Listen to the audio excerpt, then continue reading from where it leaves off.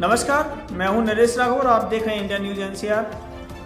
हाल ही में एक कानपुर में घटना हुई जिसमें गलत उपचार के दौरान एक मां का हाथ काट दिया गया और वो मां थी, एक आईटीबीपी का जवान थे, उनकी मां थी और उनका गलत उपचार हुआ जिसकी वजह से हाथ में इन्फेक्शन फैला और वो हाथ अस्पताल के द्वारा अलग काट दिया गया।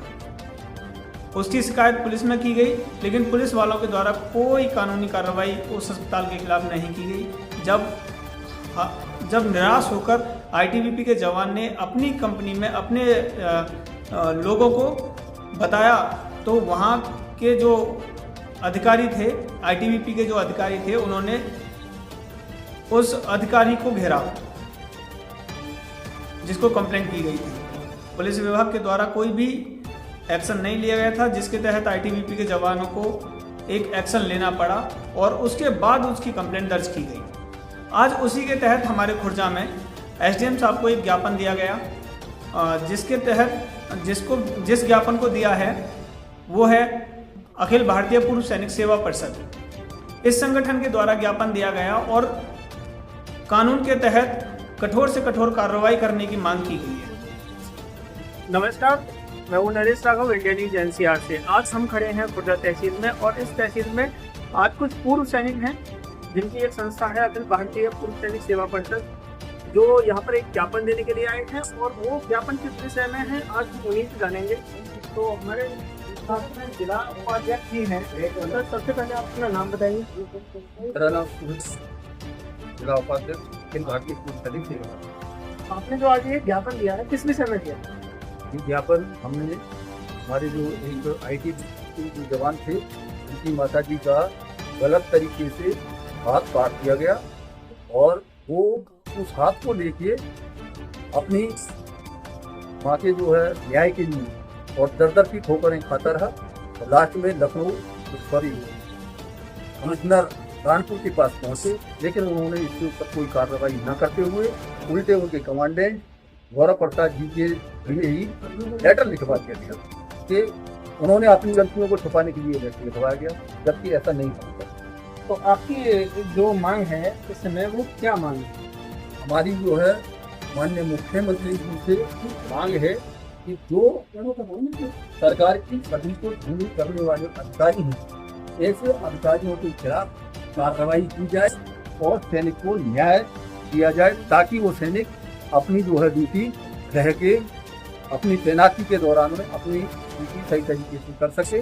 और ये सैनिक के मनोबल को गिराने वाली कार्रवाई की गई थी जो हमको किसी कीमत पर करना।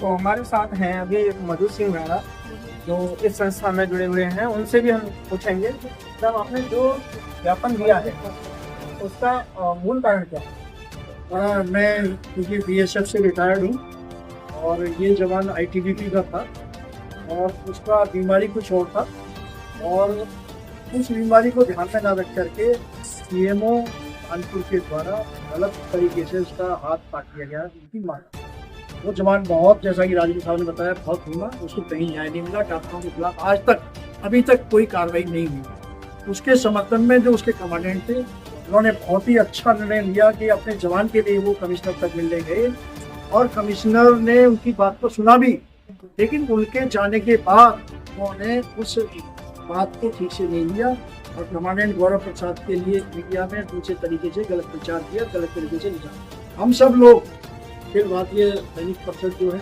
और पैरामिलिट्री लोग, हम ये चाहते हैं कि जवान को न्याय मिले, उनका सख्त एक्शन हो और साथ में कमिश्नर साहब ने दोषियों के खिलाफ अभी तक जो कार्रवाई नहीं की है उनके खिलाफ तुरंत एक कार्रवाई की जाए, पैनल इकट्ठा किया जाए और इसको जवान को उसको सही तरीके से न्याय मिले। तो आपने ज्ञापन जो दिया है वो किसके लिए दिया? हमने मुख्यमंत्री जी के लिए यह ज्ञापन दिया है थ्रू एसडीएम, ताकि इस संबंध में ठीक से वो कार्रवाई कर सकें, क्योंकि ये प्रदेश सरकार का काम है, प्रदेश सरकार इसको देखेगी। तो आपकी मांग क्या है? हमारी मांग ये है कि उस जवान को न्याय मिले और जिस कमांडेंट गौरव प्रसाद जी ने उनका साथ दिया था, कमिश्नर ने उनके खिलाफ एक रिपोर्ट बना के भेजी है, उस रिपोर्ट को खत्म किया जाए। हम सब कमांडेंट गौरव प्रसाद और उस जवान के साथ खड़े हैं, उनको न्याय मिलना चाहिए।